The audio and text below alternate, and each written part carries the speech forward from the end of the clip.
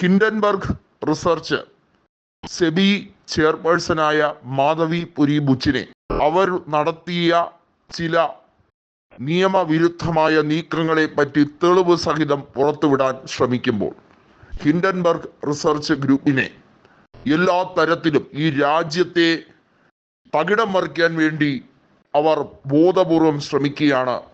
അവരെ എല്ലാ തരത്തിലും ഇന്ത്യ ബഹിഷ്കരിക്കണം എന്ന് പറഞ്ഞ് BJP നേതാക്കൾ അലമുറയിടുന്നതിന് കാരണം ഇത്രയേ ഉള്ളൂ. അതായത് അദാനി ഗ്രൂപ്പിന്റെ നിഴൽ കമ്പനികളിലേക്ക് സെബി ചെയർപേഴ്സണായ മാധവി ബുച്ച് ഉൾപ്പെടെയുള്ളവർ നിക്ഷേപം നടത്തിയതിന്റെ തെളിവുകളാണ് പുറത്തുവിടാൻ ഹിൻഡൻബർഗ് തയ്യാറാകുന്നത്. അതായത് ഇന്ത്യയിലെ ഓഹരി വിപണിയുമായി ബന്ധപ്പെട്ട കാര്യങ്ങളിൽ കൃത്യമായി ഗവൺമെന്റ് ഓഫ് ഇന്ത്യയുടെ നിയന്ത്രണത്തിലുള്ള ബോർഡാണ് സെബി. ആ സെബിയുടെ ചെയർപേഴ്സൺ തന്നെ അദാനിക്ക് കൂട്ടുനിൽക്കുന്നു എന്നുള്ളതിന്റെ കണ്ടെത്തൽ ഹിൻഡൻബർഗ് കൊടുക്കുമ്പോൾ സ്വാഭാവികമായും BJPക്ക് പൊള്ളും. അദാനിയെ ഇത്രയധികം വലിയ തോതിൽ തഴച്ചു വളരാനുള്ള എല്ലാ സാഹചര്യവും ഒരുക്കിയത് 2014 ശേഷമാണ്.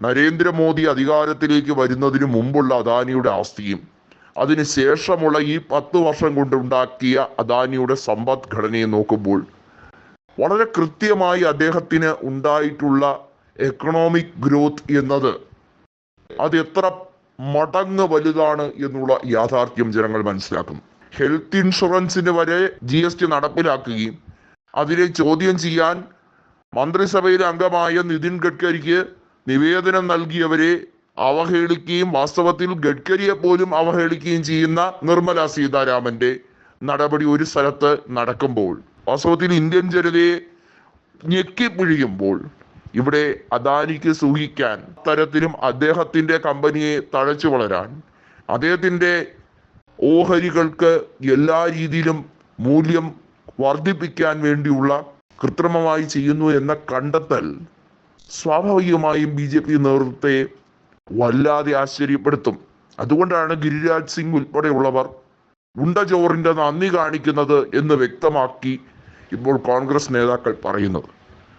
കോൺഗ്രസിന്റെ നേതാവും നിലവിലെ പ്രതിപക്ഷ നേതാവ് കൂടിയായിട്ടുള്ള രാഹുൽ ഗാന്ധി അദ്ദേഹത്തിന് പ്രതിപക്ഷ സ്ഥാനം കിട്ടാതിരുന്ന കാലത്ത് പോലും ഈ വിഷയങ്ങളെ കുറിച്ച് കൃത്യമായി തെളിവ് സഹിതം രേഖാമൂലം പാർലമെന്റിൽ സമർപ്പിക്കുമ്പോൾ അതിനെ നോക്കി കൊഞ്ഞനം കുത്തി കാണിച്ചവർക്ക് ഇന്ന് ഭയമാണ്.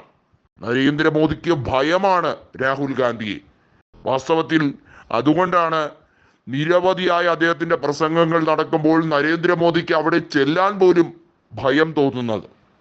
ലോക്സഭയിലേക്ക് നരേന്ദ്രമോദി ചെന്ന് കയറിയാൽ പോലും രാഹുൽ ഗാന്ധി എടുത്തിട്ട് അലക്കും എന്ന് ഉറപ്പാക്കുന്ന രീതിയിലുള്ള തെളിവുകൾ അദ്ദേഹത്തിന്റെ കയ്യിലുണ്ട്. അദാനി എങ്ങനെയൊക്കെയാണ് തന്റെ നിഴൽ കമ്പനികളെ വളർത്തിയെടുക്കുന്നത്?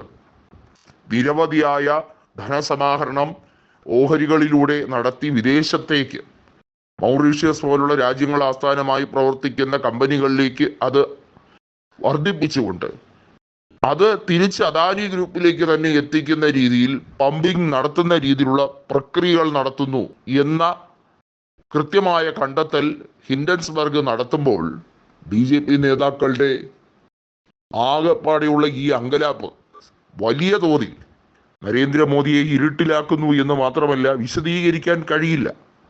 കള്ളി എന്നായാലും വെളിച്ചത്താകും.